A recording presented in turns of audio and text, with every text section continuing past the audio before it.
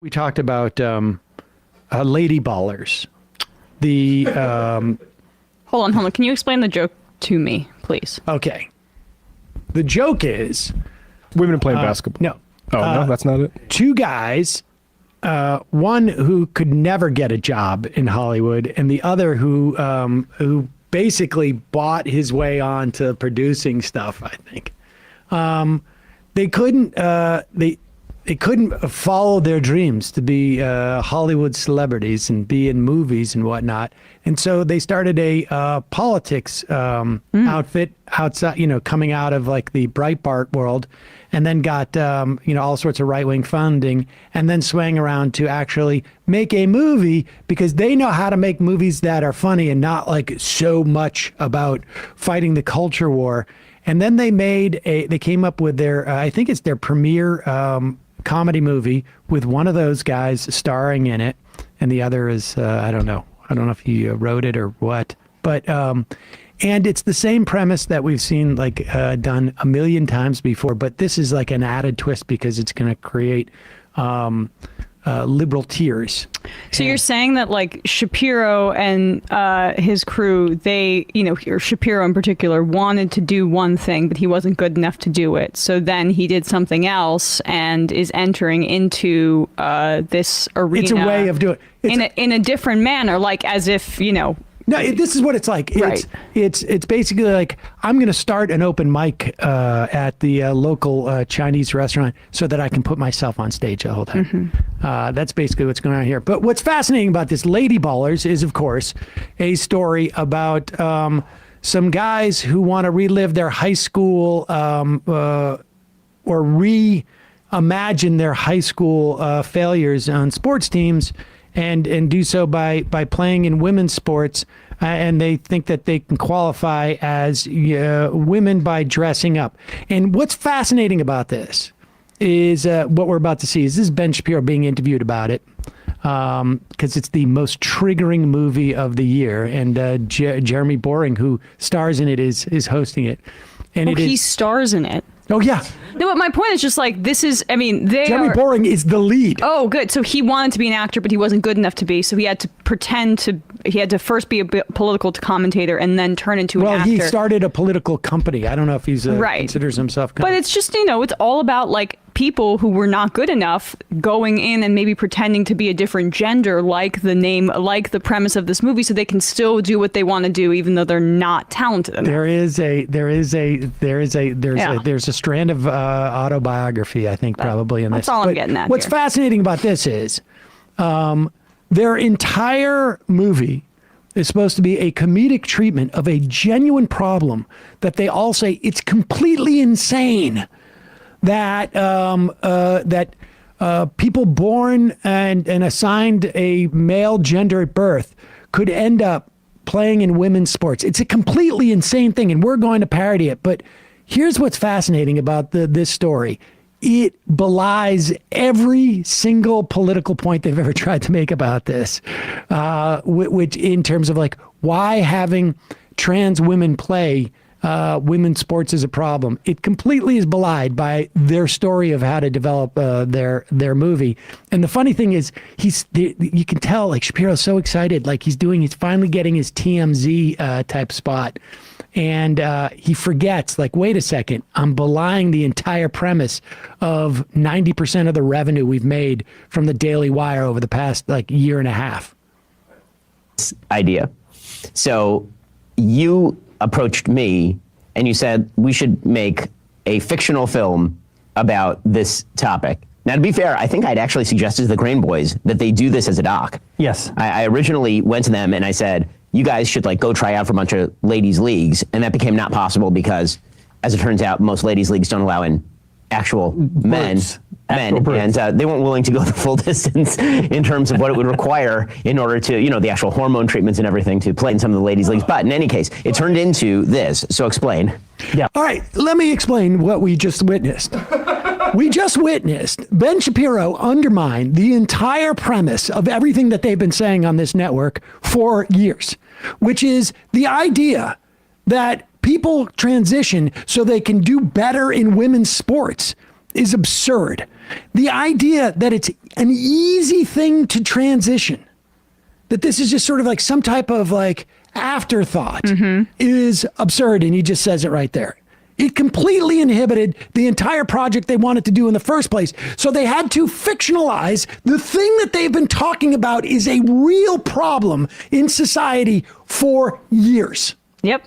It's almost as if the idea that a person who is a man wouldn't undergo the physical transformation and the hormones and the surgery in order to just participate in like the WNBA. It's almost like that's actually the factual reality, which Ben Shapiro admits. And broadly, that is like, it goes throughout even without sports. You go to like, oh, kids are just identifying as trans because it gives them a leg up, as if there's some sort of, this is a small hurdle that people will go through just to get some sort of advantage in the world, is a hysterical, it's always been a hysterical, absurd position that is just meant to rile up bigots to get them out to vote. And the thing is like he's revealing there that they know it. They know it. They know that it's not really a thing. It's just a wedge issue for bigotry, and that's always what it's been. Well, we have that classic Matt Walsh clip on Joe Rogan where he gets the number of kids that are implicated in this wrong by like a order of magnitude. If you want to just throw that in here too. Yeah, sure. Let's just remind people like this is all. There was always a fictional hysteria based upon no data. This is the supposed expert, the national expert on this. This is our lead. The documentarian. Like literally, this is the one fact or figure you would think that this knowledge of this fact or figure would be so essential. If someone was actually legitimately looking at this, would be so essential to the full-on sort of religious crusade this self-proclaimed theocrat has been on. You would think that this number would be it, but it just goes to show like completely built on a house of sand. And this moment was from about almost a year ago to the day. 2 years ago. Oh, maybe. Yeah, here we go. How many people have had this done? Depends on what. I don't think we have exact numbers, but if we're talking about the drugs, millions. You're talking about hormone blockers. Yeah. Millions of kids have been on hormone blockers, really? I'm sure someone's going to fact check me on that, but my guess is that we're into the millions now at this point. Yeah, that would be my guess. It says over the last 5 years, there were at least 4,780 adolescents who started puberty blockers and had a prior gender dysphoria diagnosis. This says it's kind of undercounted, but that would be a big undercount. Pause it. 5 years, less than 5,000 kids. Mm-hmm. So that's 1,000 kids a year. But a total, let's do the total, 4,000 some odd kids, as opposed to millions. Yeah. Who are engaged in the therapy he's spent his whole career on. Yeah. This is the whole point. It has always been a fiction that they have created to create hysteria. And it has worked, but only within a group of like, I don't know if they're creepy or not, what's going on with like their whole thing, but whatever issues are associated with it, it became a complete fraudulent lie.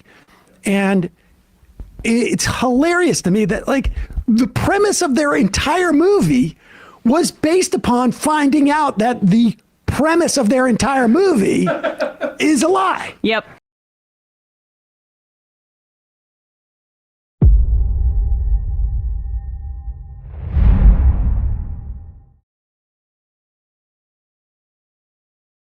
Yesterday, I published my take on Ayaan Hirsi Ali's article titled Why I Am Now a Christian, and I commented on how her conversion to Christianity very strangely lacks any references to Jesus, the resurrection, inherited sin, any arguments for God's existence, or any instance of personal revelation. Her conviction, it seems, is based entirely on politics, with her thesis being that Christianity is the only way we can fight against China, Putin, Islam, and wokeism. As I also noted, it's been hard to make sense of Ali's conversion, but lucky for us, the platform that published her article, Unheard, has since published an interview with Ali, wherein she expresses her views. And what we're going to be engaging with is her answer to a great question from the audience.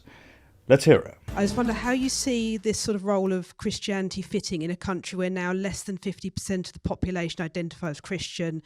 you have a very large number of non-religious and a very wide range of minority religions. So how would you see this sort of, you said about Christianity being so important, how that fits into civic matters if it's not coerced? Now, that's an interesting question, right? If over 50% of us in the UK are not Christians, that is, we do not believe that Jesus resurrected, and that the number of us non-believers are increasing, then how is it precisely that Ali expects Christianity to be the only hope of this country moving forward? And how can Christianity play a central role in civic matters without it being forced upon us? I think if you define Christianity in its narrowest sense, people who accept Jesus Christ, who attend church, etc., you're right about those numbers. But I think if you define it in a much broader term, on a civilizational level, I think you're going to see that most people, even though they say they're not Christian, it's a Christian society still. So, if we interpret Christianity in its narrow sense, which is to say a Christian is someone who believes in Jesus Christ as the Son of God, his sacrifice, death and resurrection, and the salvation of humanity through faith in him, then yes, Ali admits, the number of non-believers are correct. But if we interpret Christianity as to be everyone who lives in the UK and the West in general, including those who don't believe in any of the aforementioned, then we're still a Christian society. I'm sorry, Jordan Peterson, but you have been dethroned, my boy. And great fiction is true, but it never happened. Ali's Christianity is truly more true than true. It turns out, then, that Ali's conversion really is a miracle. Rather than converting herself to Christianity, she's converted Christianity to herself. Her definition of a Christian explicitly includes non-Christians. Hallelujah. Under her definition, I, living in England under the common liberal values of this country, of which many were won by fighting explicitly against Christianity, am Christian. I'm saved. It's one of the audience members came to me and talked to me about a book I wrote called Dawah. And Dawah is the propagation, this infrastructure of trying to win hearts and minds towards, and it's done without any violence, towards the teachings of Muhammad. And I think that the only way to fight da'wah is counter da'wah. Okay, so Ali is saying that the only way we can fight the peaceful conversion of Islam is to wield the peaceful conversion of Christianity, or at least her very loose version of Christianity, to which, of course, I am included. The big problem here, of course, is that since Christianity has moved away from converting people by the sword to converting people via peace, it's seen a dramatic decline, such as in the UK, where over 50% of us now get a stench of bullshit when we put our nose near the Bible. Don't waste my time. It's bullshit. And talking of Islamic dawah, I'd say that if it wasn't for the sword that prevents reflection, let alone criticisms, then Islam would look much more like Christianity today. I'd bet we'd find out that the reports of nearly 100% of many countries being Muslims are not quite accurate. And if these citizens were able to peacefully research things without the threat of extermination, then they'd slowly, like the West, gain an ever-growing smell of bullshit when in close proximity to the Quran. Truly, I find Ali's position quite puzzling. She seems eager to get people like me to join her on her dawah, yet paradoxically, she implies that I'm already part of it due to my supposed Christian identity. Look, if Ali really wants solidarity and shared values, are there not better ways of achieving this? Wouldn't it be more inclusive and sensible to promote, say, civic national values, freedom, equality, and democratic government, to name just a few? Or perhaps, why not just be a humanist? Or, champion Enlightenment values. Enlightenment values, like religions, transcend nations. They unite people across the globe who don't even share a language. They are much like religion in this sense. This approach would allow individuals from Muslim backgrounds to assimilate without the pressure of changing their faith. Plus, it would be more appealing to people who are critical of Christianity, like myself. If Ali took this route instead, surely her position would be a hell of a lot easier to understand and even endorse. And you've got to put in the same level, if not more, effort into winning hearts and minds. And that story, that's the broader story of Christianity. And it can be done if we want to. It's a matter of will. Well, there you have it. Ali left Islam due to its brutality and eventually turned to Christianity because of its supposed peace, and now she's encouraging non-Christian Christians like me to join her on her crusade. I'm really not sure what's going on here. It's as if Ali is completely unaware of how Christianity became a dominant world force, which was often through means that contradict the ideals of peace and love. Christianity, like Islam, played a substantial role in colonialism, serving as a justification for colonialization, as a moral duty to bring Christianity to indigenous populations, to save their souls for loving Jesus. This process frequently involved the suppression of local cultures, languages, and religious practices in favour of European Christian norms. Missionary efforts were not just about spiritual conversion, but were also deeply connected to political and economic interests. In fact, the establishment of Christian missionaries often coincided with the exploitation of resources and labour, and the imposition of new government systems aligned with Christian values. What's more, the education and indoctrination provided in missionary schools overtly aimed to reshape indigenous identities, replacing them with a Christian identity. This cultural conversion was part of a broader agenda of control and assimilation, all in the name of love. The fact of the matter is that when Christianity was at its most prolific, it looked a hell of a lot like the Islam that Ali despises. And when Christianity turned to peace, because it could no longer crush the freedoms of those under its heel, it lost power, and one such result is the UK today, where half of us just don't buy it anymore. Now, to answer the title of this video, which lets you know that I am now a Christian, I presume it's clear. I'm not a Christian in the narrow sense of actually affirming the core tenets of Christianity, such as that Jesus died for my sins. No, but I am, according to Ali, a Christian in the broadest sense, a sense so broad, in fact, that it includes anyone in the West. Thus, her article may well have been titled, "Why You Are Now a Christian."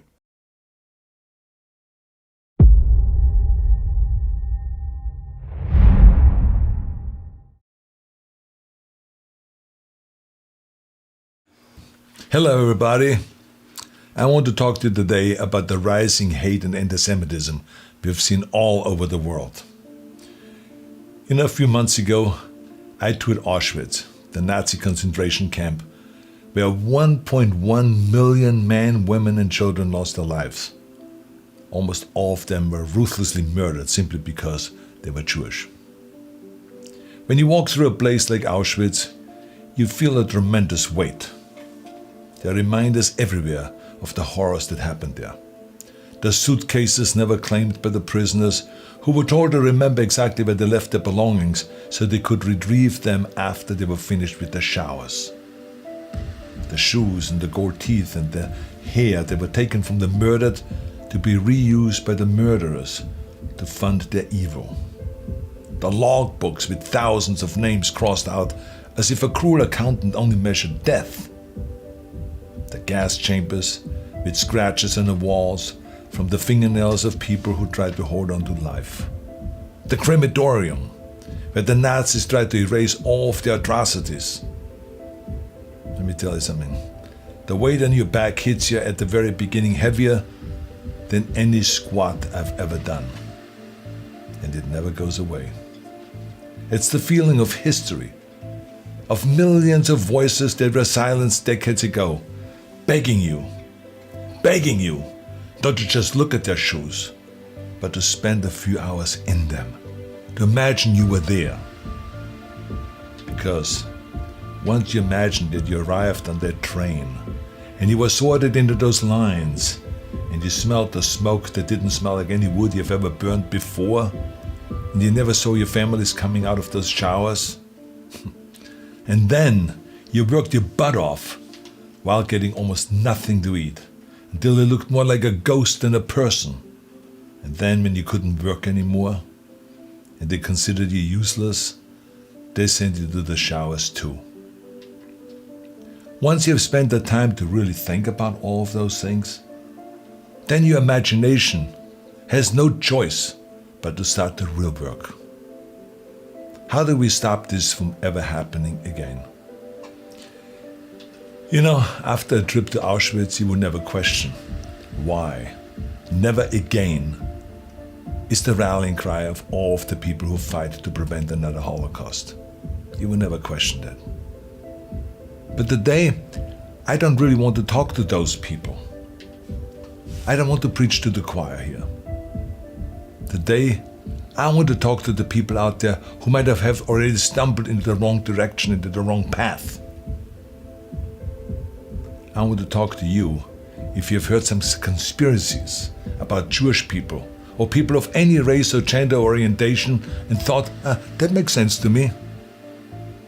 I want to talk to you if you found yourself thinking about anyone is inferior and out to get you because of their religion or the color of the skin or their gender.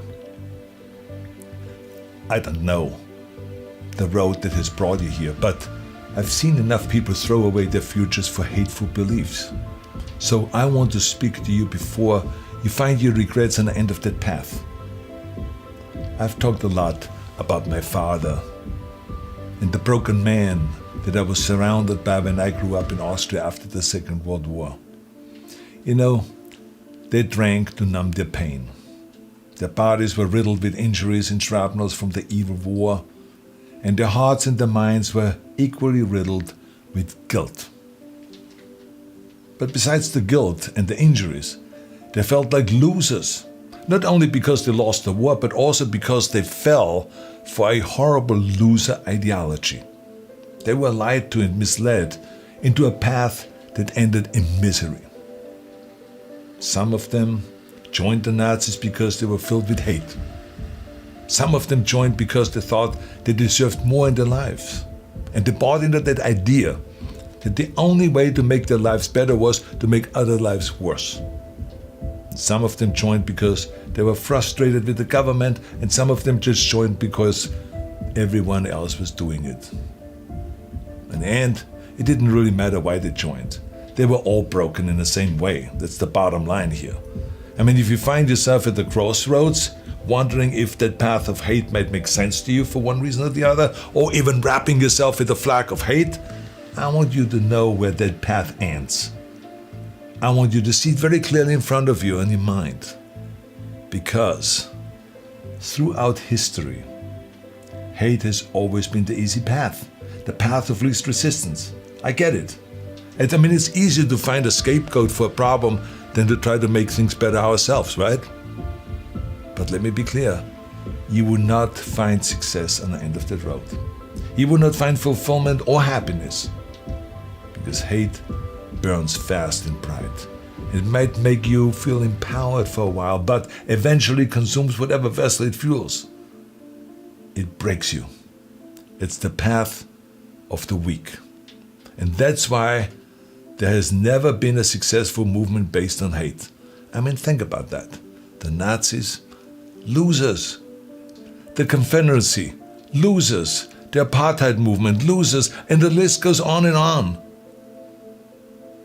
I don't want you to be a loser. I don't want you to be weak. See, I've spent most of my life helping people find their strength. This is where the action is, strength. And despite all of the things that we may disagree about, and all my friends who might say, Arnold, don't talk to those people, it's not worth it. I don't care what they say. I care about you.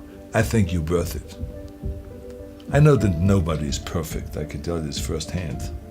And I can understand how people can fall into a trap of prejudice and hate. Whether you grow up surrounded by hate, or get sucked into by some of big tech's algorithms that push you to the extreme, I can see how it can happen. I think all of us hold some prejudice, there's no two ways about that. And we have to fight it our whole lives. I know this is not the path of least resistance. It's easier to just throw around some bogus science claiming that you're superior to someone else than it is to actually work on becoming better yourself. It's easier to make excuses that the Jewish people conspired to hold you back than it is to admit that you just needed to work harder. It's easier to hate than it is to learn. It's easier when someone challenges you to get hurty feelings and to go and find some echo chamber that will tell you that you are right and they're wrong. But remember, easier isn't better. It isn't. When you spend your life looking for scapegoats, you take away your own responsibility. You remove your own power. You steal your own strength. Nobody who has chosen the easy path of hate has gotten to the end of that road and said, "Oh, what a life." No. They die as miserably as they lived. No matter how far you've gone, I want you to know that you still have the chance to choose a life of strength. But you have to give up your war against everyone that you hate. Let's give up that war. Whether you hate them because of their color of the skin, or their religion, or their gender, or their sexual orientation, it doesn't matter. Give it up. Give up that war. You know, the war that you have to really fight is the war against yourself. You have to fight a war against yourself. And it is not easy to look in the mirror and to change your own life. It's hard as hell. You have to take responsibility. You have to learn new things. You have to feel uncomfortable. Good, because discomfort is how we grow. That's how we become strong. If you run away from discomfort and resistance your whole life, you will always be weak. Just think about the gym, for instance. Now, that's where I learned most of my lessons, right? The muscles only grows from resistance. You have to struggle. You have to build strength. The more I force my hands against that steel bar, the bigger the biceps get and the stronger they get. When I was trying to squat 600 pounds and bench press 500 pounds and deadlift 700, it didn't feel like a walk in the park. It wasn't easy, no. I was uncomfortable. It was painful. I mean, look at those photos. I was struggling. I was crying out loud in pain. You know something? Your mind and your character are no different than your body and your muscles. If you want to grow as a person, you really have to make friends with pain. Embrace the discomfort. Enjoy the struggle. You have two paths in front of you right now. One of them is going to be the harder one today. It's going to be downright painful. You will have to force your brain to think in new ways. You might lose some friends who want to hold on to their weak beliefs. But as you pull yourself away from that anger and that hate, eventually you will start to feel empowered. You will realize that you have the greatest power of all, the power to change your own life. You will be stronger than you've ever known. The other path is easy, much easier. You don't have to change anything. Everything in your life that you aren't happy about can be someone else's fault. You can keep fueling yourself on that sugar high of hate. But the end of that road isn't pretty. I've seen it with my own eyes. You will end up broken, searching for ways to numb your pain and your misery. See, I don't want you to go through all of that. It's unnecessary. Let me tell you something. When I walked through that camp in Auschwitz, and I put myself in the shoes of those people herded into those gas chambers, it was horrifying. One of the darkest moments of my life. But in that darkness, a woman who survived the horrors of Auschwitz helped me find the light. I spent some time with her. Had a wonderful conversation with her. And she told me that the Nazis could conquer cities and countries. They could take her freedom, her friends, her family, even her life. But they could never conquer her mind. So, the bottom line is, I don't care how many hateful things you may have written online. I don't care how often you've marched with carrying that hateful flag, or what hateful things you may have said in anger. There's still hope for you. There's still time for you. Choose strength. Choose life. Conquer your mind. You can do it. Thank you very much for listening.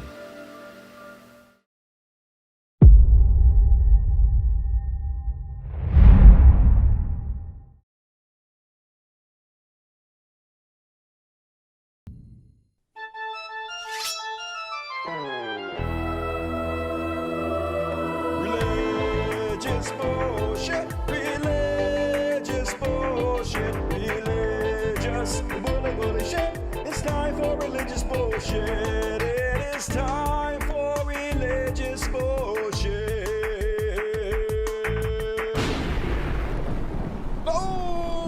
And first off, I bet you can't guess. Can never guess. It's always different. No, it's always the same. Pennsylvania pastor arrested on child sex charges. A Butler County pastor is in jail Wednesday evening after engaging in what state police are calling inappropriate sexual contact with 2 minors. Herman Clarence Rushing Jr., 67. And yeah, it's only been 1 day since my last show, so of course I have a couple of these. Oh my God, imagine leaving your kid alone with this dude. How are they not charging these parents as accessories? Missouri pastor arrested on child molestation charges. An independent pastor is facing child molestation charges. Court documents state that multiple people under the age of 18 accused Virgil Marsh of sexually assaulting them between 2011 and 2018. Marsh, 71, is now in Jackson County Jail. Good God. It's always the ones you most expect. Creepy as fuck.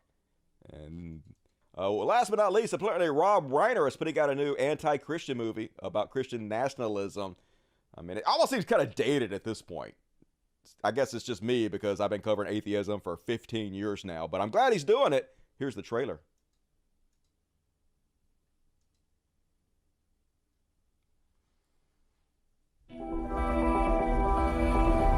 America and Christianity are like baseball and apple pie, and we celebrate them together. I was 16, 17 years old when I became a Christian. I'm an evangelical minister. I've been a Christian my whole life. I'm a Christian nationalist. I have nothing to be ashamed of because that's what most Americans are. Is Christian nationalism Christian? No, it isn't. We should be blazing forth as a countercultural example, and instead, we're leading the charge of malice and division. Christian nationalism uses Christianity as a means to an end, that end being some form of authoritarianism. Being a Christian is about the values of inclusion. Christian nationalism is certainly not based on the values of the gospel. God wants America to be saved. God. They're told over and over and over again that you're in danger. You need to fight if you don't want to lose your country. We are in a civil war between good and evil. This is not a movement about Christian values. This is about Christian power. What happens to the people who don't believe this stuff?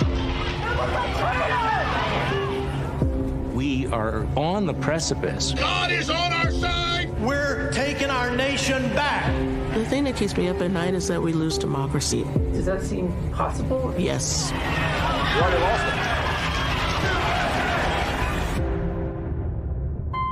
it. Christianity at its best is committed to love and truth and justice.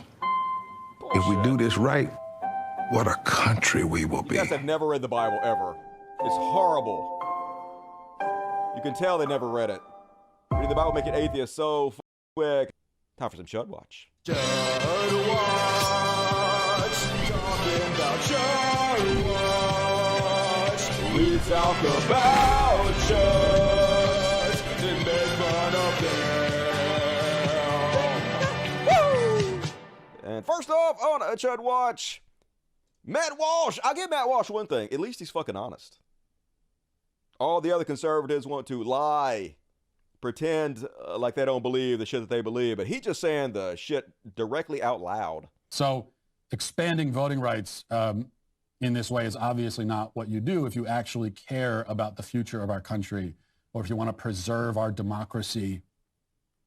I mean, you could say that the most effective way to undermine our democracy is to let too many people participate in it. So you undermine the democracy by letting too many people into it. Like, just white landowners, white male landowners. That's what we should have, folks. Gotta have some skin in the game. That's the only people that should be able to vote, right? Let's take it back to the Jim Crow era. But it's what I've told you all the time, folks. They hate democracy. This happened, I guess, just before I came in the air tonight. I don't know 100% of the backstory behind it. I just saw it pop up on my social media before I went on the air tonight. So apparently, you guys know who Hunter Avalon is? Apparently, he used to be sort of alt-right, and then he got convinced not to be alt-right again. I'm assuming by me. I'm pretty sure I 100% convinced him, but he says it was Vaush. Somebody named Vaush. I don't even know who the fuck this person is. Whatever. It was me. 100%, I'm certain. Anyway, has a new girlfriend, I guess. and she was dating this other dude named Conrad. And I guess she was traveling with Avalon, Hunter Avalon, and she found AirTags. You know what those are? There's Apple AirTags that you can put on your bags and shit, and then you can track them with your phone. Apparently, she found AirTags in her bags and shit, and her insane psycho stalker ex-boyfriend was tracking her. She says, abuse always escalates once you leave. I just found out that Conrad put AirTags in my stuff to track my location. This is not okay. Feeling violated. If you guys haven't seen this video yet, it's about to get fucking crazy, y'all. It's hard to believe this is real, but it is real. So, let's just say things escalated. Next thing you know, he shows up at their house, shoots the door open with a shotgun. They have to run away. He accidentally shoots her. I guess a ricochet of the shotgun hits her. And then the cops come, and he commits suicide right in front of the cops. And they got it all on video. Now, you don't see him die or anything. You just hear what happens. And you see her with a bloody leg. So here we go. Are you recording? Conrad has shot Holly in the leg. Excuse me? We don't know. All I know is I got a call from my landlord that said he was trying to get into the building. The suspect, sorry. The suspect was trying to get into the building, and then there was something shady about it. We didn't know. Yeah, he had a gun under his coat. And he had a gun under his coat when he came out, and then when we walked up... Oh, fuck! He's at the door. He's at the door. Please come in, please come in. Please hurry, please. Okay, he's pounding really hard at the door. I hear shouting.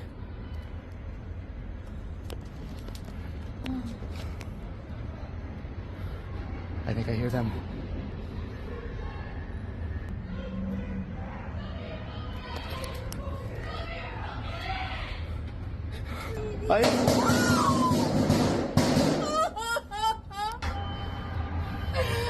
So yeah, that's some crazy ass shit.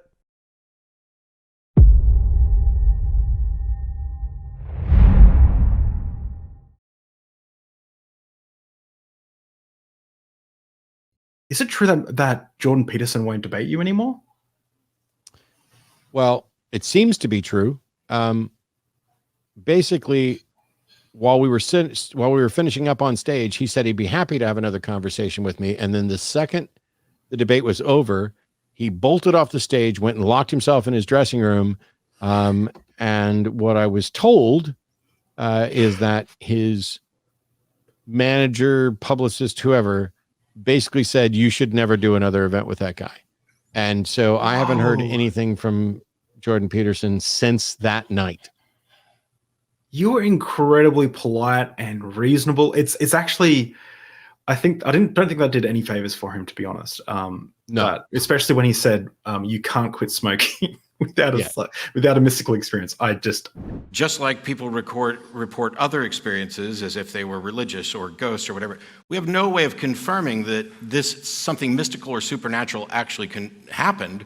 What this is about the language. Stops people from smoking.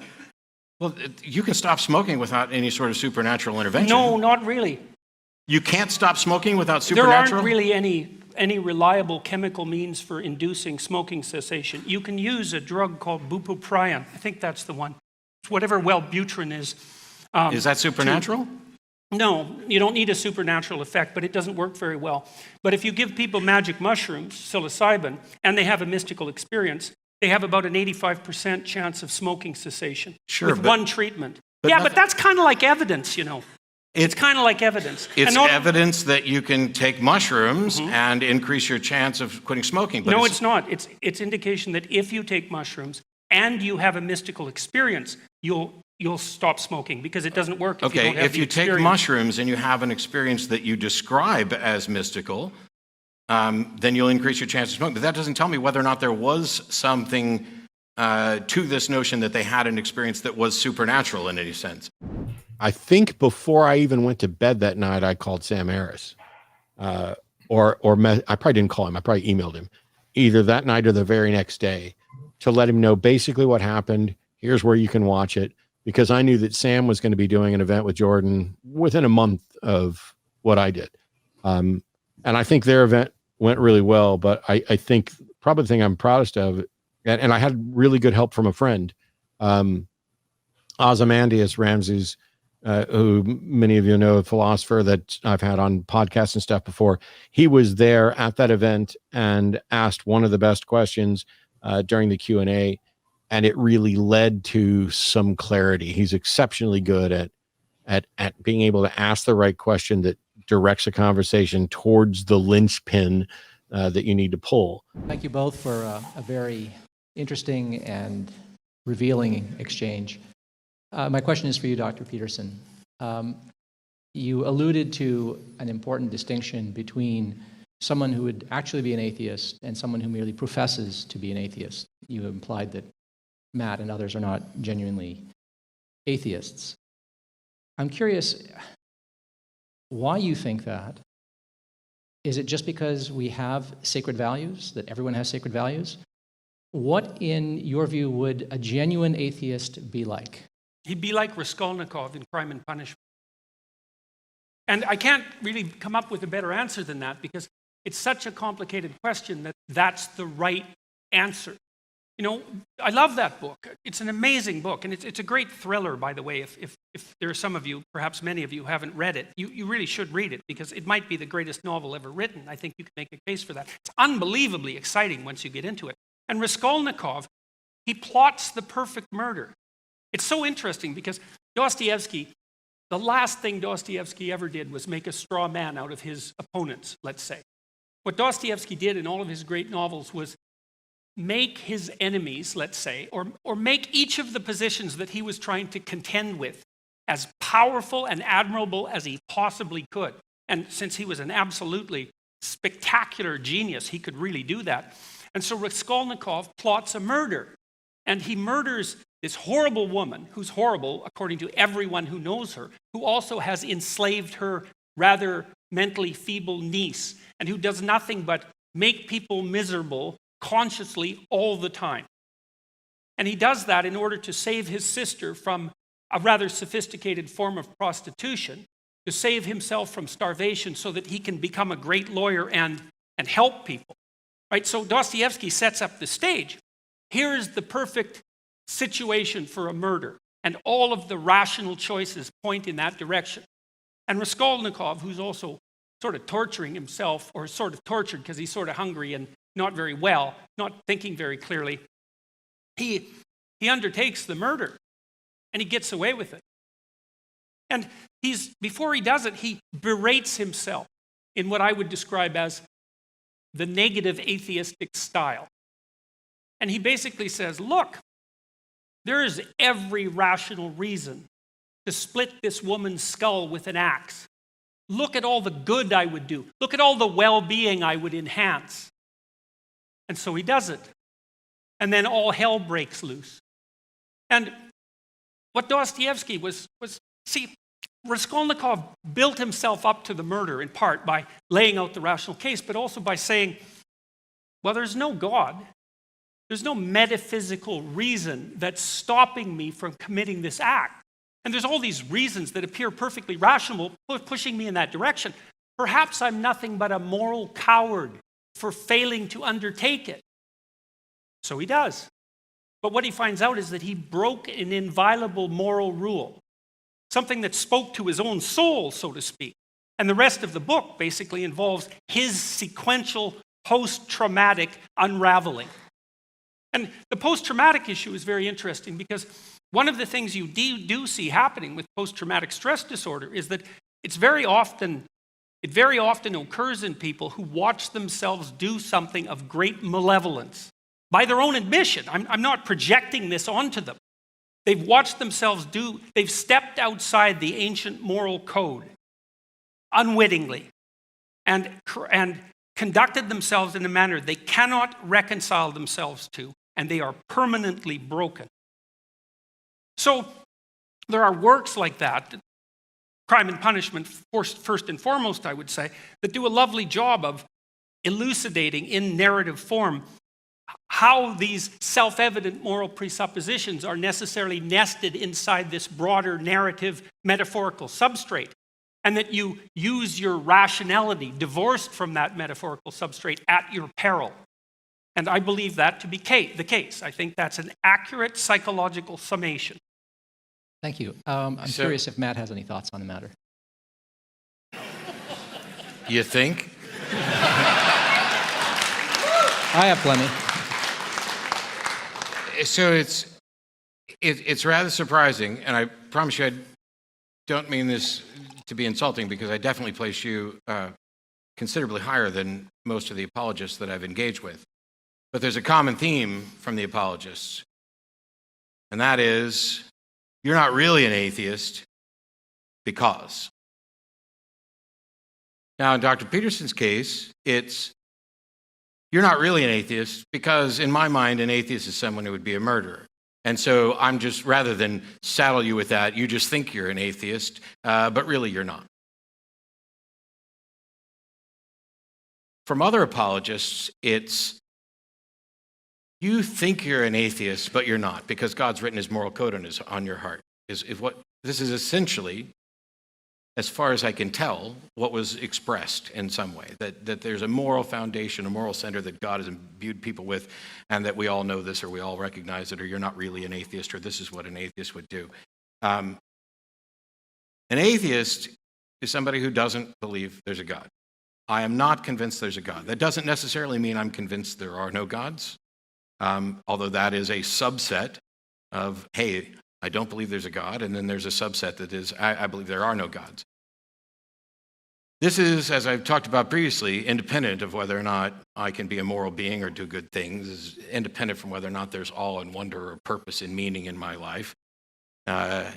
In much the same way that, previously they wanted to kind of say, oh, this is a secular humanist, regime that was just awful. Well, it wasn't secular humanism. There were atheist fans who wrote me that were like, oh man, I can't wait till you do this conversation with Jordan. And I was like, cool. And still, I hope that we have many more conversations as well, because just saying one thing that I find irritating is never going to be enough to get rid of me. But I asked them, great, I'm not that familiar with him. What is it about him that you like, and what are the concerns? And they came back with a bunch of things. None of them said anything about agreeing with views on religion. They seemed very confused on those things. And so the good news for them is that while he thinks atheists would be murderers, he doesn't actually think you're an atheist. And that is his way of getting around acknowledging things that conflict with his worldview. I don't get to decide who is or isn't a true Christian. I didn't even get to decide that when I was a believer. I definitely don't get to do it now. So if somebody tells me they're a Christian, I'm going to have to accept that. I have a model in my head of what that means. I have a model in my head of what it means to be a Muslim, but I'm willing for them to explain to me what their model is. I know people who identify as Christian atheists. They really love the stuff that Jesus said, but they don't actually believe there's God. Thomas Jefferson famously cut out the Jefferson Bible and removed every reference to the supernatural and miracles and things like that because he really admired the teachings of it. And sure, I think you could be a cultural Christian in that if you wanted to. It's strange to me that I'm not sitting here with somebody like Ray Comfort when I'm told you're not really an atheist because you're too good to be an atheist. And this is what atheists hear all the time when they come out. They've been sidelined because of religious privilege around the world for years. And then atheists come out to their family members or friends or people they've known for years, and they're like, you're an atheist? How can that be? You're such a good person. I've known you all this time. It's because the mindset of what people have about what an atheist is has been poisoned by religious proclamations. We have been denigrated from the pulpit, and it has seeped into every aspect of culture, right up to the height of intellectual pursuits. And it's time for that to end. Everything that I try to do, I tend to view in the form of propositional reasoning. So when we talk about the narrative. Yeah, that's a problem, by the way. Okay. Yeah, well, you can't reduce the world to a set of propositions. Why not? Oh. Look. Show me something that is true in the world that is not a proposition. That Like an you cannot explicit, put in the statable proposition? something that is demonstrably true that I could not put in a proposition. Oh, that's easy. You Okay. sure you want to go there? I'm not afraid of anything. Okay. Okay. If I'm wrong, I want to know I'm wrong. But I'm trying to, for years, I had this thing going where people would say, oh, and this is kind of what we're getting at from a different angle. I would say they would be afraid of what we would lose if we lost religion. And I basically said, demonstrate to me any benefit. Oh, you'd lose art and poetry and drama and narrative and Why? story. Are there no godless artists and poets? Well, there are artists and poets who think they're godless. So we might have crossed over into a problem area because no doubt. I don't actually, I can't draw for crap, although I do draw during the show. But one of the individuals who came to the show the other night handed me something that she had spent a great deal of time drawing. She's a wonderful artist. I'm very grateful to get it. And, you know, while I pretend to read minds on stage, I constantly acknowledge that I can't actually read minds. So I can't tell you whether or not she actually believes in a God, but I can tell you that I actually don't believe in a God, and I could write But you act poetry. like you do. Huh? But you act like you do. That's why you didn't I want to throw act poor like- Sam off the stage. No, now you're making a claim. Okay, so I'm telling you I don't believe there's a God.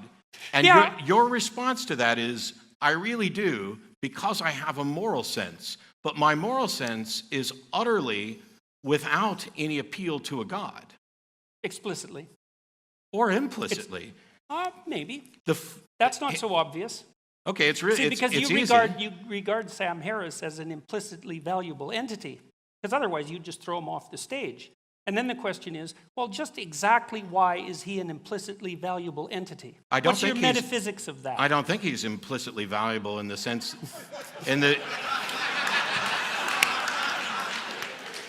I don't think he's implicitly valuable in the sense that the universe has implied that there's something explicit about it. For me, morality is far simpler than some people. Now wait, you make it sounded out to be. doubtful about that. You know that, like Maybe you've you're been the mind reader. well, maybe. Because you've already suggested that despite me sitting here and having talked about this for decades, that I don't believe in God, that I actually do because I have a moral code. But my moral code, which I've I was talked more about, specific. I said it was because you didn't want to throw Sam off the stage. It Yes, wasn't but just you that didn't. had a You didn't moral code. You didn't even attempt to ask me why I didn't throw Sam off the stage.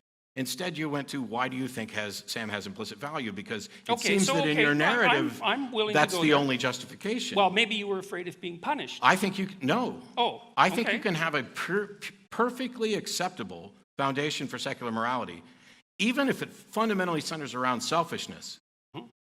I'd rather not be thrown off the stage.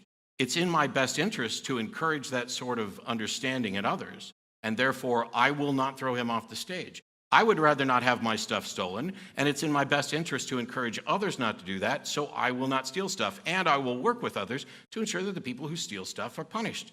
It is in a virtually pragmatic moral system. Why do you think it's not in your best interest to have stuff stolen from you or to be thrown off the stage? Why is it not in my best interest? Yeah. No, you don't get to think, oh, that's self-evident. It's like nothing's self-evident to the skeptic. Let's keep that in mind. Oh. Well, so... Because if we're going to get skeptical here, we might as well go all the way to the bottom.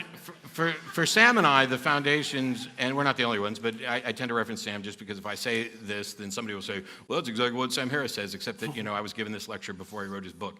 But his book is better than my lecture, so read his book. When I talk about this, I'm talking about well-being is the language that Sam uses. Oh, I don't. Sad. I don't care whether or not somebody else considers that morality. I would think at a minimum, would you and I agree that... That whole well-being thing, man, as a basis for a metaphysics, that's just a non-starter. We're not basing metaphysics on it. Sam is. No, he's not. Yes, he is, because he's out to maximize well-being. You can take it up with Sam. Well, okay, sorry. Do you think I'm wrong about that claim? That's what I understood from I don't think reading Sam's saying anything metaphysical about it. I think... So here's the thing. We are physical beings... Well, it's his fundamental claim. So it's sort of at the basis of his ethic. And so he says, well, we should work to maximize people's well-being, or at least to More, he does a bit more than that because It's he not- says we should so he's minimize their not- suffering. He's not maximize, minimize in this sense of simple consequentialism. Let me do this. Okay. We're physical beings in a physical universe, and the laws that dictate how things work in the universe, they are the ultimate arbiters of what is or isn't in our best interest, whether we know it or not. So, for example, so far as I can tell, Then why do you need free will? I don't think Why we do you need believe free in will. it then? I- Why do you attribute agency to things if the laws of the Can universe I can get to that one point? Well, yeah, but there was a contradiction Because that was free will confusing me. isn't relevant to this. It is if the laws of the universe are what are dictating what's good for us. No, because if you chop off my head, that is clearly not good for me. And it doesn't matter whether it was an act of free will or if it was my lawnmower. It's clearly not good for you because you think you're valuable and worth preserving. Yes. Okay, that's the issue. Why do you think you're valuable and worth preserving? Because I am the descendants of people who thought they were valuable and worth preserving, and the ones who didn't think that have killed themselves. But this is not a statement about... This is not a statement about intrinsic value. I don't know. Yes, I think No, it is. it's- Okay, but I think it is. Okay. The reason that we talk about this in terms of well-being is because irrespective of whether or not I care about well-being, there are facts about well-being. Sure, let's hear them, man. Line those suckers up. If you chop off my head, it's in contradiction to my well-being. I mean, but the point No, I wasn't willing to grant that, actually. Okay. I'm saying that's a metaphysical presupposition. You're just saying I have to accept that. No, I'm not telling you at all what to accept. Sure you are. You're saying that your death would be I'm wrong. trying to explain what my position is. Okay, but you said that that wouldn't be in accordance with your well-being. Okay, that's a metaphysical statement or philosophical statement. It's not an obvious fact.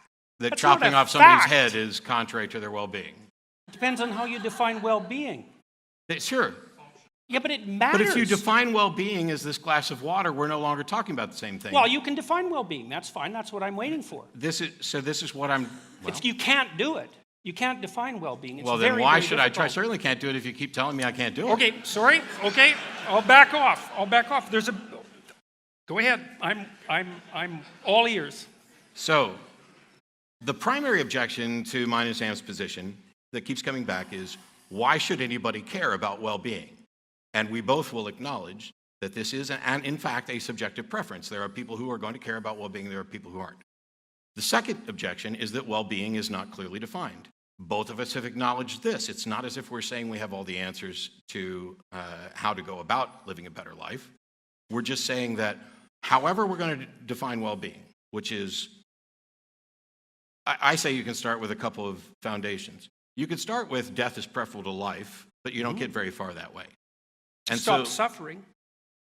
Well, no, I'm saying you could start with death is preferable to life, but you don't get very far that way because those Yeah, you people- do. You stop suffering. You just die. Yes, Right, so you can start with the presupposition. except that when you're dead, you're not being, so there's no well-being. No, well, that's...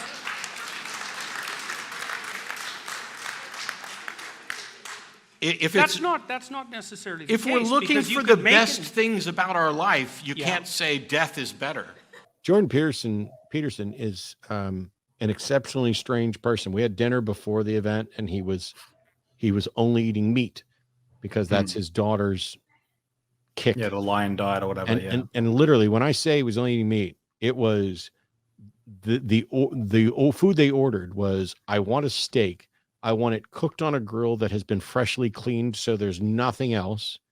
I want it cooked with salt and nothing else. No vegetables, no nothing. Just bring me out this slab of meat.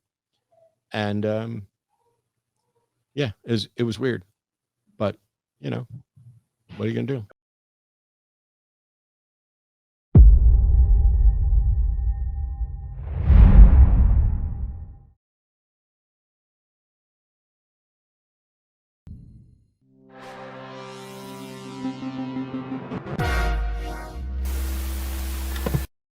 Now, if you are not the perceptive sort, you might listen to all this and say, well, this is unfair to gay couples. What if they want to have children? What are they supposed to do? Don't we need to have some kind of system in place to help them achieve their parenthood dreams? The answer to that question is no, we don't.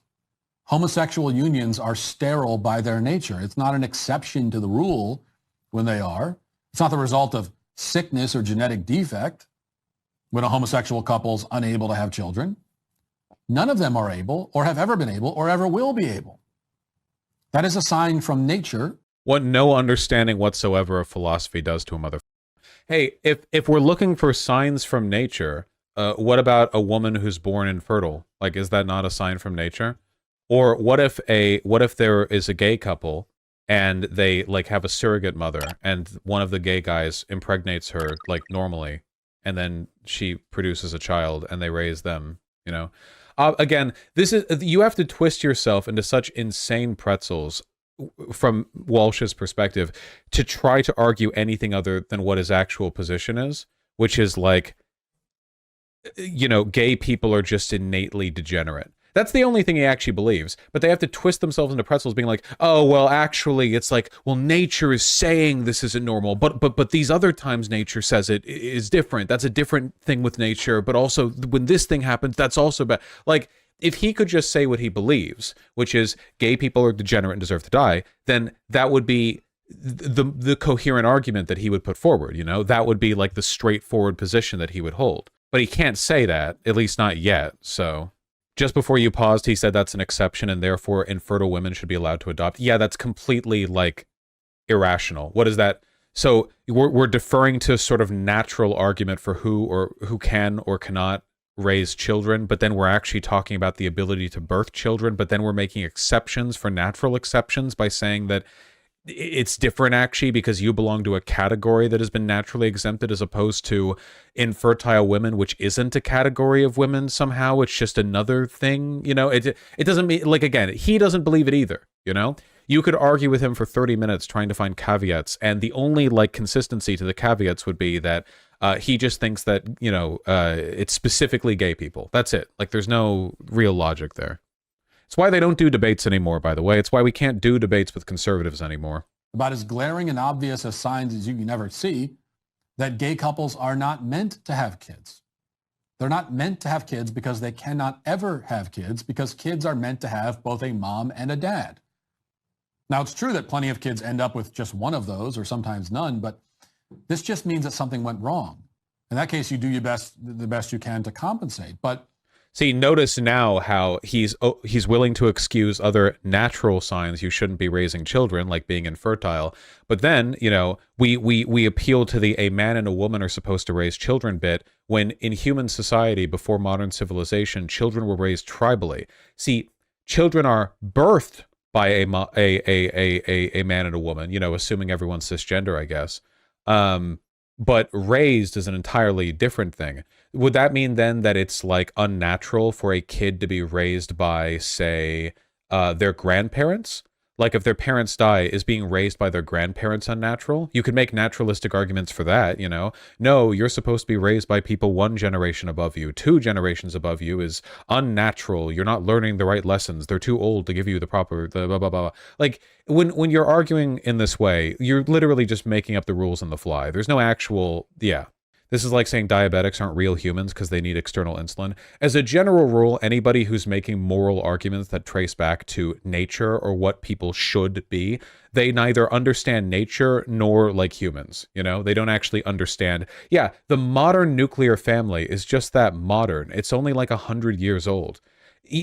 Less, actually. The modern nuclear family, as we understand it, is like a post-World War II suburban construction. If you go back to the early 20th century, a lot of people who lived in cities lived in packed tenements, you know, where you would have multiple families stuffed together in a house, and you would have like larger communities of people who would work like 80-hour weeks, and then you would just like the kids would just kind of roam around as feral, marauding packs of dirty tweed-wearing dipshits who would like pathologically logic tier shit where they would find like little cubby holes under tin roofs to split up all the acorns they found that day. They were feral little beasts. And then they would grow up, and at the tender old age of 5, they would go work in a coal mine or something, you know? Like, that was nature 100 years ago. And then 100 years before that, it was different. And then 100 years before that, it was before the Industrial Revolution. And back then, it was all like, you know, communal village shit in some areas. And in other areas, there were still, you know, sometimes family roles mean go to London and die of cholera. Appeal to nature arguments are dumb and always have been dumb.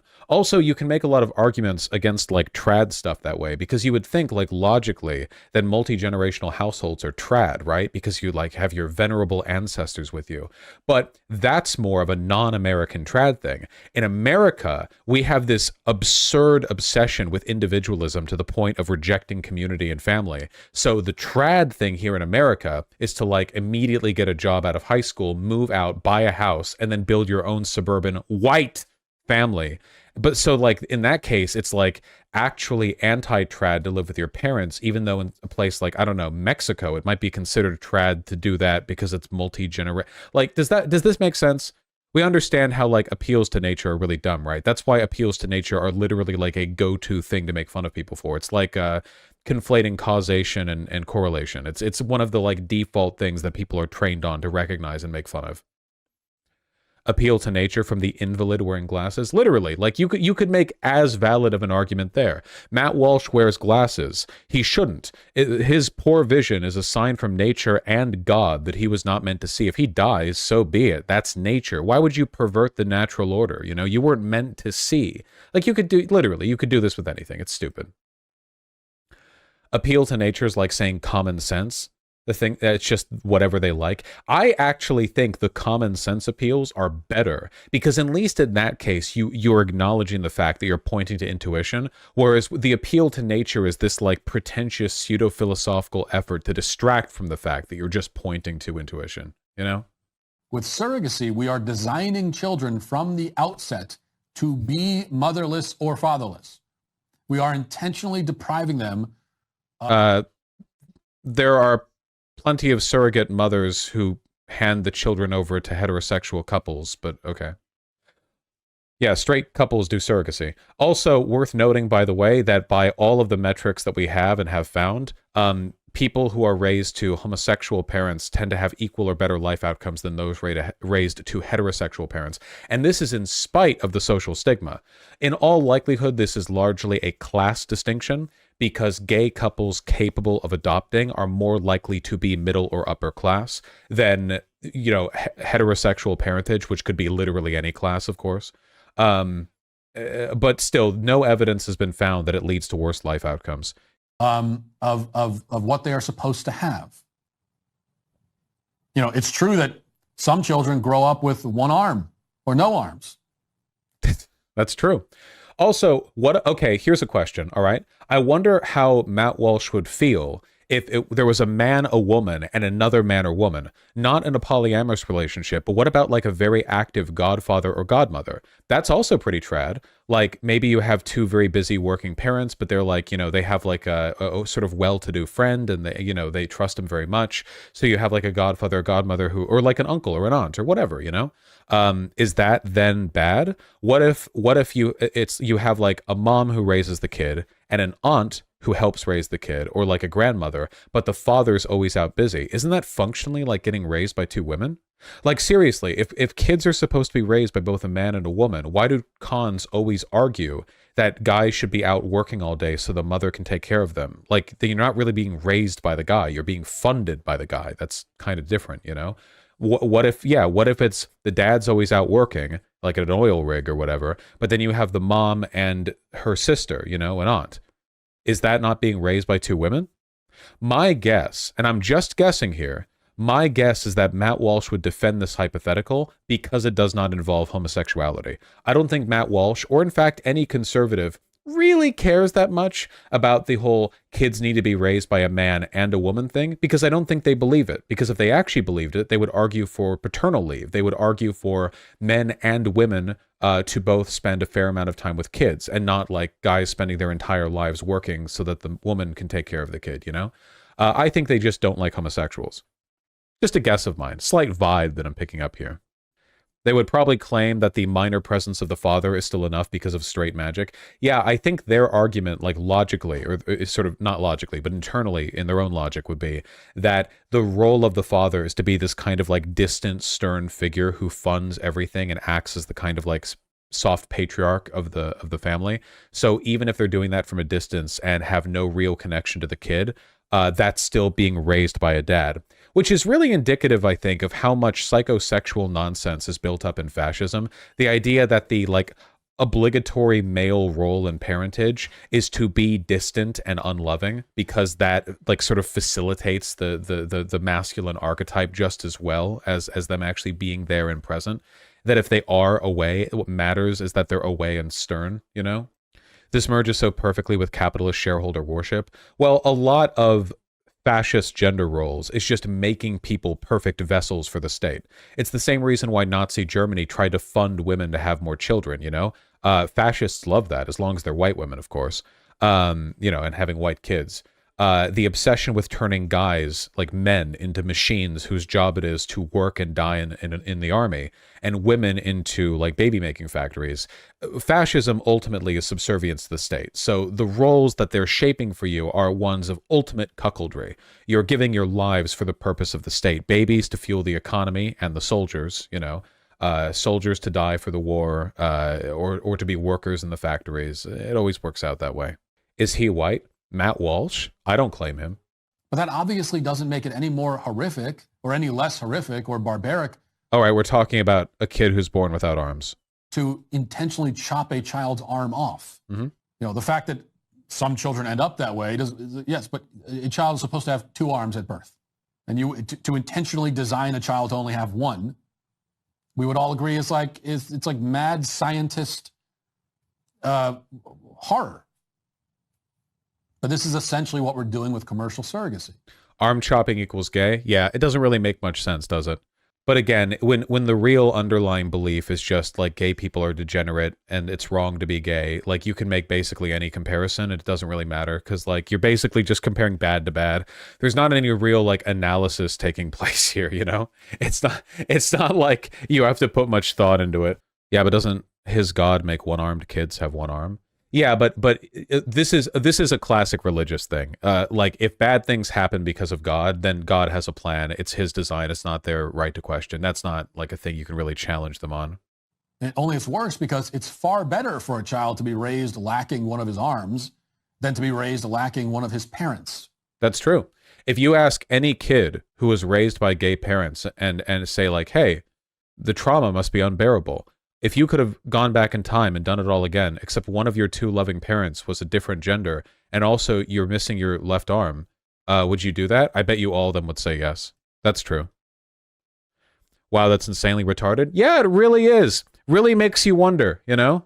Again, this is one of the reasons. Remember how I said before that I felt Republicans were consolidating too soon? They were like doubling down on their bigoted rhetoric too aggressively and not doing enough outreach to try to bring more people in. I still think they're doing that, you know? How many normal people would listen to this and agree with it? Seriously, what appeal do you think actually chopping a kid's arm off would be better than them being raised by a gay couple? Like, how many normal people do you think are going to listen to this and go like, oh, wow, I've always felt that kind of... Too many? Well, if the answer is at least 1, then it is indeed too many, but I don't think many would.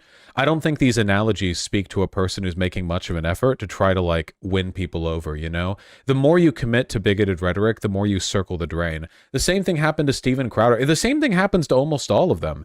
One of the only people who's been consistent enough to avoid this kind of, like, anti-purity death spiral is Ben Shapiro. And that's because, though he is certainly a fascist, he's not, like... a full-on, like, fervent lunatic Nazi type, like a lot of the people that he works with. And as a consequence of that, he does engage in some kind of moderation with his rhetoric, you know? He still plays the whole facts and logic game. He's still a fascist. He's still a bigot, to be sure. But, like, every other conservative commentator has, you know what I mean? You guys understand what I mean, right? Like, so many conservative commentators, like a couple years ago, you would watch their stuff and they would be like, we have questions that the media is not willing to answer with regards to the treatment of transgender youth, if that's even a thing that's possible. We're concerned with their well-being and are looking into the research to find out whether these children are being abused. And then you look at their rhetoric these days and it's psycho. Like, every third news article about a conservative pundit these days has something to do with them or someone associated with them doing something Nazi related. And then like you watch their shows and it's like watching Alex Jones. Like, it appeals entirely to people who are already in the whirlpool, you know? They've consolidated. They closed ranks too early. They're not bringing in new people. Blair White, you know, was like the big experiment in, can we do the like outreach bit, you know, like even on that angle, but they don't even engage with that anymore, you know? Remember when what's that dipshit's name, the makeup dipshit, the twink, the extremely skinny person, the person who probably brags that they're good at throwing it back but probably isn't? Not James Charles, not Ollie London, no, Jeffree Star. Remember when Jeffree Star said some like anti-woke shit because he's a stupid idiot, and conservatives were like, we don't claim this degenerate? Remember that? You have any idea how much mileage they could have gotten out of Jeffree Star's audience with the like shared conservative rhetoric? And they just didn't, because they're no longer capable of entertaining turncoats, you know? They can't have people like that in their ranks anymore because they're too radicalized to even like engage with others. It's a failure of coalition building, you know? First and foremost. It's so weird because they love entertaining racial turncoats. Yes, because they've consolidated on the gender and sexuality. They can entertain racial turncoats. There are a ton of racists in the right wing, but they can still look at like Candace Owens and go, oh yeah, you know, but she's one of the good ones. But they can't do that with trans people anymore. They can't even do it with gay people anymore, you know? They committed too hard to the anti-trans, anti-gay rhetoric. It keeps them from doing work they would otherwise need to do to bring people over. I still think that Jeffree Star thing was a huge fumble. Jeffree Star is a piece of shit who likes money more than anything. Daily Wire could have given him, I don't know, $500,000 to do like 3 videos with them, pull over his makeup audience to hear about how, you know, woke media won't tell you the truth about the makeup industry or something, and maybe pull over, I don't know, 10,000, 20,000 people, you know, something. That's not nothing. Better, you know, that's a better use of your money than your average ad buy, but they didn't. They couldn't. They're no longer capable. And that's why I will never applaud and cheer when we get these birth announcements from gay couples, because I'm more concerned. Like Dave Rubin, like when they attacked Dave Rubin because he and his husband adopted a kid. They don't really seem eliminationist about black people like they are with queer people. Yeah, that is true. The mainline conservative attitude towards queer people is eliminationist.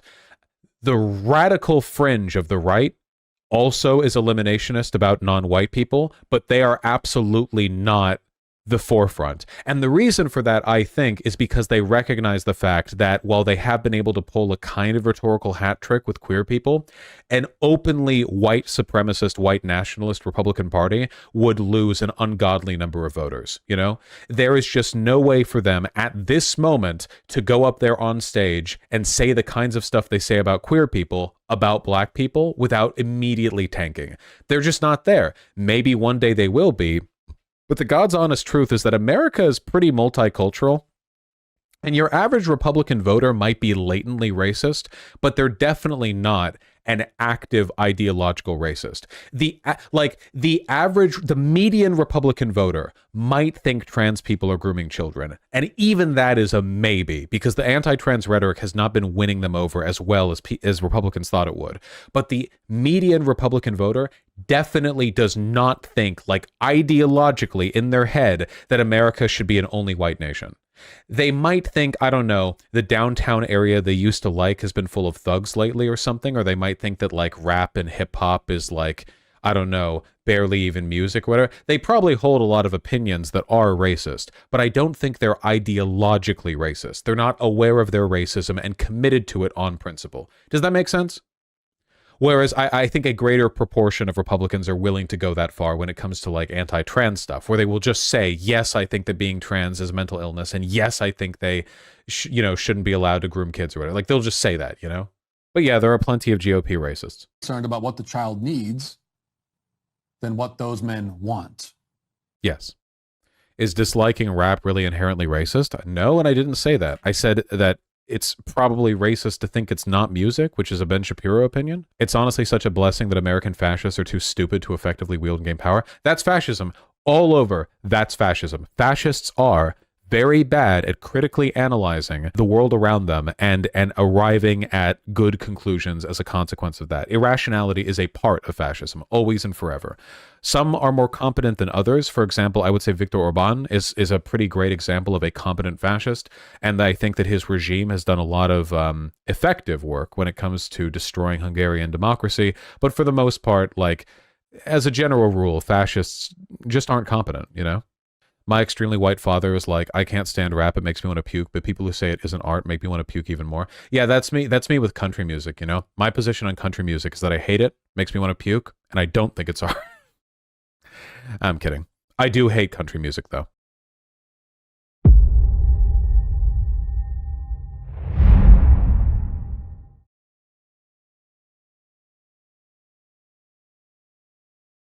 What if God is actually the devil? What if the very foundations of Christianity was built on a shocking secret that the church doesn't want you to know? Marcion, the man who compiled the world's first Bible, believed that the God worshipped by the church today is actually an evil being that's enslaving humanity, and we'll also discover that Jesus himself reveals that God is the devil in the banned Gospel of Judas. Is this actually true, and has the world been deceived into worshiping an evil being? We're gonna find out right now. Before we discover the dark truth about God that Jesus reveals in the banned Gospel of Judas, we have to know something about Marcion and the world's first Bible. So who was Marcion? Marcion was a Christian theologian who lived in the 2nd century.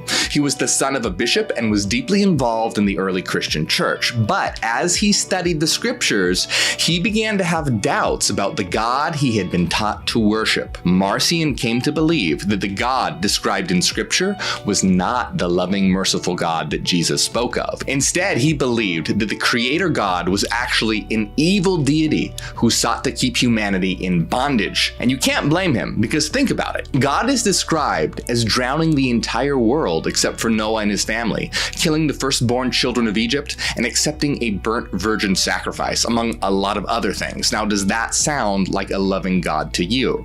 Of course not. That kind of behavior is the exact opposite of what Jesus teaches, like love thy neighbor as thyself. So Marcion concluded that the Creator God was actually an evil entity who ruled the world with judgment and violence that kept humanity in a state of submission and slavery. But in contrast, Marcion saw Jesus as a messenger from a completely different God, a higher God who provided an escape from the cruel world created by the evil Creator God. And at the end of this video, we will see exactly who that higher God is. Historian Bart D. Ehrman said, according to Marcion, Jesus came from a different God, a previously unknown God, who was not the God of the Old Testament, but a higher spiritual being who intervened on behalf of people to save them from the wrath of the Creator. So who is this higher God exactly? We're going to find out. But think about it. This idea might seem strange to us today, the fact that the Creator God is evil, but that's because the world has been conditioned throughout generations to believe that the Creator God is good. But the idea that the Creator God is evil was actually very compelling in early Christianity. Bart Ehrman said, Marcion had a huge following. In some parts of the Christian world at the end of the 2nd century, there were apparently more Marcionites than other kinds of Christian. In Marcion's view, the world was a battleground between the evil Creator God and the higher, loving God. Now, Marcion's followers, known as Marcionites, were pescatarians, and they embraced pacifism, and women held high leadership roles within the community, which was a practice that was very progressive for the time. Now, not only was Marcion's version of Christianity extremely popular, but he actually compiled the world's first canon of the Bible. In an attempt to distance the evil Creator God from Jesus and the higher God, Marcion compiled a collection of scriptures which became the first Christian canon. His canon, or Bible, had only 11 books in 2 parts: the Evangelicon, a shorter version of the Gospel of Luke, and the Apostolicon, 10 letters written by Paul the Apostle, that were also a bit shorter than the ones that we know today. Now think about it, the world's first Bible was actually created to support the idea that the creator God was evil and that Jesus was from a higher God. Marcionism spread fast and it had a big following. The Marcionites' commitment to pacifism and equality for women was ahead of its time, but as the Marcionite movement gained momentum, it also attracted the attention of the early Christian church. Church leaders like Tertullian and Irenaeus spoke out against Marcion and his teachings, labeling him a heretic. They argued that the ideas that Marcion preached were dangerous and misguided. Saint Polycarp met Marcion at Rome and is said to have called Marcion the firstborn of Satan. Irenaeus, in his work Against Heresies, writes, "Marcion declares God to be the author of evils and to take delight in war. But Jesus, being derived from that Father who is above the God that made the world, was manifested in the form of a man." Ultimately, the early Christian church declared Marcionism a heresy and his followers were persecuted and forced to go underground, while Marcion's works were burned. But the truth is, there were actually many Christian movements and books that declared the creator of the world as evil and said that Jesus came from a higher God. In fact, Jesus says exactly this in the banned Gospel of Judas. Now, this long-lost gospel was discovered in the 1970s, and in the Gospel of Judas, Jesus reveals to Judas that the Creator God is indeed evil. Jesus teaches that he himself comes from a true higher God who is the source of all true knowledge, love, and goodness. Jesus said, "Come that I may teach you about secrets no person has ever seen, for there exists a great and boundless realm whose extent no generation of angels has seen, in which there is a great invisible spirit, which no eye of an angel has ever seen, no thought of the heart has ever comprehended, and it was never called by any name." This quote from the Gospel of Judas emphasizes the existence of a higher, hidden God who is far removed from the cruel and vengeful Creator God. Now, another striking aspect of the Gospel of Judas is the portrayal of Jesus' disciples as evil and not understanding his teachings. The disciples are frequently depicted as struggling to grasp the profound and hidden truths that Jesus shares with them, and Jesus reveals that he is not from the God that the disciples worship, but from a different God entirely. The Gospel of Judas says, "The disciples said to him, 'Master, why are you laughing at our prayer?' He answered and said to them, 'I'm not laughing at you. You're not doing this because you want to, because through this your God will be praised.' They said, 'Master, you are the Son of our God.' Jesus said to them, 'How do you know me? Truly, I say to you, no generation of the people among you will know me." When his disciples heard this, they started to get angry and furious and started to curse him in their hearts. But when Jesus noticed their ignorance, he said to them, "Why are you letting your anger trouble you? Has your God within you and his stars become angry with your souls?" Now notice that Jesus refers to the God they worship as your God and implies that they don't know about the God that he really comes from. While the other disciples are struggling to understand what Jesus is saying, Judas is portrayed as having a deeper understanding of Jesus, and this special insight sets Judas apart from the other disciples. Judas said to him, "I know who you are and where you've come from. You've come from the immortal realm of Barbelo, and I'm not worthy to utter the name of the one who sent you." Then Jesus, knowing that he was thinking about what's exalted, said to him, "Come away from the others, and I'll tell you the mysteries of the kingdom." Here that we see that Jesus is implying that he's from another realm and another God entirely, a God completely different from the evil Creator God. But the question is, could Marcion, the creator of the first Christian canon and banned books like the Gospel of Judas, be right? Is God actually the devil? The truth is actually much deeper than that, because the truth is that the evil Creator God doesn't actually exist, but the idea of it has been used as a means to enslave humanity. The idea of a wrathful and vengeful Creator God has been a potent and powerful tool for maintaining control over the masses, and by instilling fear into the hearts of humanity, religious institutions have been able to manipulate and direct the actions of their followers, often for their own gain. And this fear-based control has been used to justify wars, persecutions, and countless atrocities throughout history. The Stoic philosopher Seneca the Younger said, "Religion is regarded by the common people as true, by the wise as false, and by the rulers as useful. Rulers and religious institutions can easily use the idea of an angry and vengeful God to maintain power and control over their followers. If the idea of an evil creator God has been used to enslave humanity, what does this mean for our liberation? Well, by recognizing the manipulation and lies behind these fear-based beliefs and religions, we can begin to break free from the chains of dogma and discover the truth that's already within us. The truth is that we are divine. Make sure you like and subscribe, as I'll be releasing more hidden knowledge on my channel that you won't find anywhere else. And if you ever felt like that you've learned something from my work, support on Patreon to get access to weekly secret videos